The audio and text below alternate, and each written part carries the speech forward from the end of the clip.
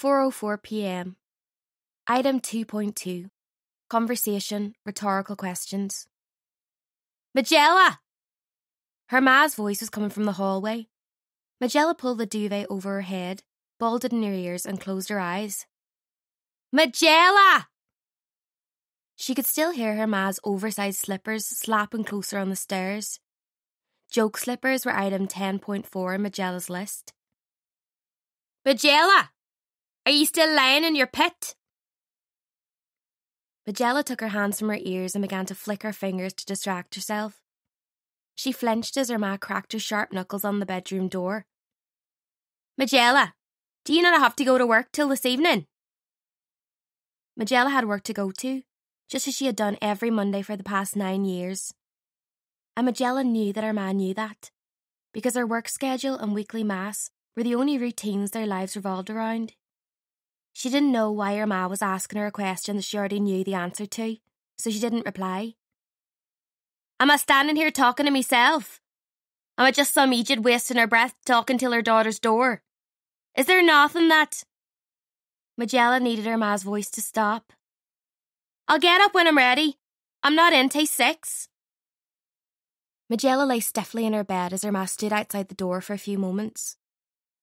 She slowly relaxed when she heard her shuffling away and flopping back down the stairs. Majella waited until she could hear the telly chittering, and she swung her feet to the ground and stood up. She unlocked the bedroom door and trudged to the bathroom and locked the door behind her. She sat on the plastic toilet seat and began to pish. She pished for 13 seconds, which was a good long pish, made possible by the 2 litres of Coke she'd drunk before bed. She'd read in one of her ma's Your Health magazines that Coke was a diuretic. The magazine highly recommended diuretics to its readership to reduce bloating from excess water. But the Your Health team weren't fans of Coke. They recommended an all-natural organic dandelion tea that the readers could purchase from their magazine or website. Majella had been impressed that scientists had proved that dandelions were a diuretic. At school, everyone called dandelions pish the beds, because they said when you picked one that you'd wet your bed at night. Majella knew this wasn't true, but in school, she watched the big boys in the yard pick on the weir wains, forcing them to pick a dandelion, then jeering at the child for the rest of the day. Some children wet themselves in class before ever getting near their bed, earning a scolding from the teacher, who would then dress them in the classroom accident pants. Majella didn't like the classroom accident pants. The same washed-out pair had served both boys and girls for years unknown in St. Jude's primary school. Majella had only been got once by the dandelion gang. The big fellas surrounded her in the schoolyard one break time.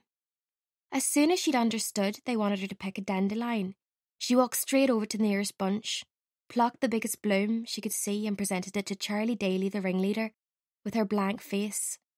The one she used when her ma and da or the teachers were shouting. Charlie Daly had been pure raging.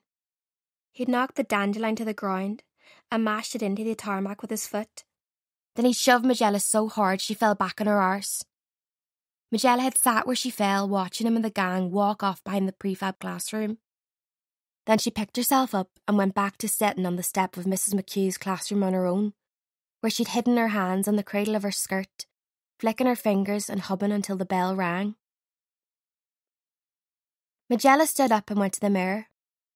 It was spattered with flecks of toothpaste from where her ma had brushed her teeth the night before.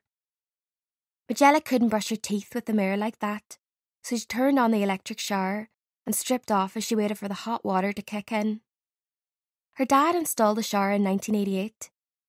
It was the last home improvement he'd done. The last home improvement that had been made in the house in 15 years. The grouting was now black with mould and the shower head leaking from a warped seal. The white tiles around the bath clashed with the pattern tiles that had covered the rest of the room ever since the 70s. Her dad promised to rip the tiles down and fit the whole room with plain tiles. He'd even bought enough tiles to finish the job. But when his brother Bobby died, he'd lost all interest in the bathroom and had left the tiles sitting where they still sat, locked in his shed in the backyard. Majella remembered him that autumn after they got the news, the way he shrank into a dark place inside himself. Things were never the same after that. Majella watched the steam rise and clot in the window. Then she climbed into the green bathtub.